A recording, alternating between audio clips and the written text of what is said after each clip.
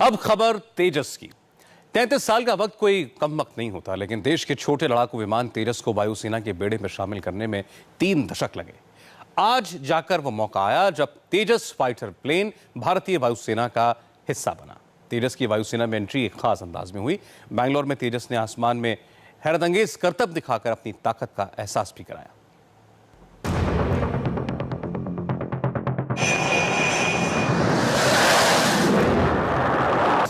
इस तरह पलक झपकते ही रनवे से आसमान की बुलंदियों पर पहुंच गया तेजस।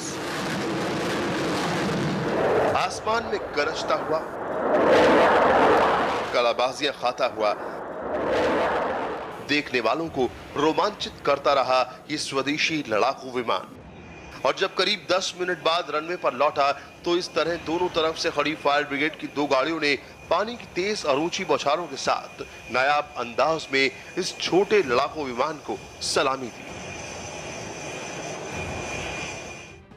देश में बने लाइट कॉम्बैट जेट तेजस की करीब 3 दशक के बाद आज भारतीय वायुसेना में एंट्री हो पाई। तेजस की स्क्वाड्रन को फ्लाइंग ड्रैगर्स नाम दिया गया है और आज 2 तेजस लड़ाकू विमानों को वायुसेना में शामिल किया गया है। लेकिन तेजस की विधिवत एंट्री से पहले बेंगलौर में एक खास तरह का कार्यक्रम हुआ। तेजस विमान के सामने एक हिंदू पुजारी ने मंत्र पढ़े, इमाम ने भी आयतें पढ़कर तेजस की कामयाबी की दुआएं की। पादरी ने भी तेजस के लिए प्रार्थना की, जबकि ग्रंथी ने कुर्बानी का पाठ किया। इस तरह सर्वधर्म पूजा अर्चना और प्रार्थना के बाद तेजस को वायुसेना के हवाले करने की रस्म कुछ आगे बढ़ी। पुजारी ने शंख बजाया, घंटी बजाई और नए स्क्वाड्रन के commanding officer captain Madhav Rangachari के हाथों नारियल फोड़ा गया। इस तरह पूरे विधि विधान के साथ एयरफोर्स ने तेजस को अपने बेड़े में शामिल किया। ग्रुप कैप्टन माधव रंगाचारी ने ही फ्लाइंग डिस्प्ले के दौरान तेजस को उड़ाया। उन्होंने तेजस को बेस्ट फाइटर प्लेन करार दिया। ये हमारे वायुसेना के लिए इंडिजिनस जहाज उड़ाना एक स्टेपिंग स्टोन टू सक्सेस है। मेक इन इंडिया पॉलिसी जो चल रही है आजकल, it is a big initiative. This aircraft is capable of carrying at least 4 tons of payload, 4 tons of bombs which can drop over enemy territory. So that is as much as other contemporary aircraft carry. It is nothing lesser than other comparable. I am very, very happy while flying the LCA. It's an excellent aircraft and one of the best aircraft that I have flown. तेजस को वायुसेना में शामिल होने में भले ही करीब 3 दशक लग गए। अभी फ्लाइंग ड्रैगन स्क्वाड्रन में फिलहाल 2 ही तेजस होंगे।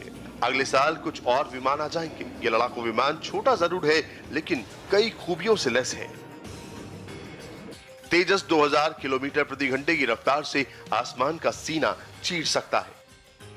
ये 50,000 फीट की ऊंचाई तक उड़ान भर सकता है। 9,500 किलोग्राम वजन के साथ उड़ान भर सकता है। डर्बी और अस्त्र मिसाइल से लैस हो सकता है।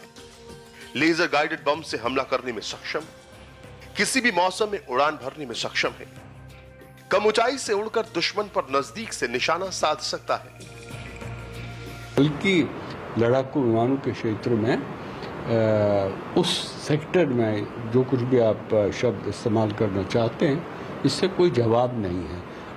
अगर आप पाकिस्तान का JF-17 देखें, वो चीन के साथ बनाया हुआ है। असली तो चीन ने बनाया है, तो बस पाकिस्तान कहता है कि हमने मिलजुल के बनाया है। उस विमान को तो ये मार गिराएगा किसी भी वक्त। इतनी क्षमता है इस विमान में। कोई भी फाइटर बनाना एक बहुत बड़ी उपलब्धि की बात है किसी भी देश के लिए। पूरी तरह से ये सक्षम नहीं है कि लड़ाई में भाग ले सके। दूसरी बात है कि HAL इसका रख रखाव करेगा तो इसकी स्पेयर पार्ट्स वगैरह की क्या पोजीशन होगी, क्योंकि अभी ये सीरियल प्रोडक्शन में आया नहीं है। तेजस चौथी पीढ़ी का हल्का multi role supersonic single engine वाला फाइटर जेट है। इसे एरोनॉटिकल डेवलपमेंट एजेंसी यानी ADA और हिंदुस्तान एरोनॉटिक्स लिमिटेड यानी HAL ने मिलकर तैयार किया है। ये फाइटर जेट रूस के फाइटर जेट MiG-21 की जगह लेगा। इसकी ताकत पुराने MiG-21 से कई ज्यादा आंकी जा रही है। ये लाइट है लेकिन लीथल है, यानी बहुत ही पैना है।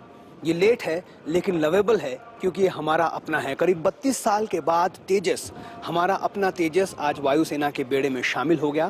तो 45वीं स्क्वाड्रन में इसे शामिल किया गया है। फ्लाइंग डैगर्स के रूप में ये वायुसेना के बेड़े में शामिल हुआ है। हालांकि 2 विमान फिलहाल स्क्वाड्रन का हिस्सा होंगे। और उसके बाद धीरे धीरे इसकी संख्या को बढ़ाया जाएगा। भारतीय वायुसेना में हल्के लड़ाकू विमानों की बहुत कमी है और उस कमी को पूरा करने के लिए तेजस को वायुसेना में शामिल किया गया है। तेजस की स्क्वाड्रन पहले 2 साल में बेंगलुरु में होगी, बाद में इसे तमिलनाडु के सुलूर में शिफ्ट किया जाएगा।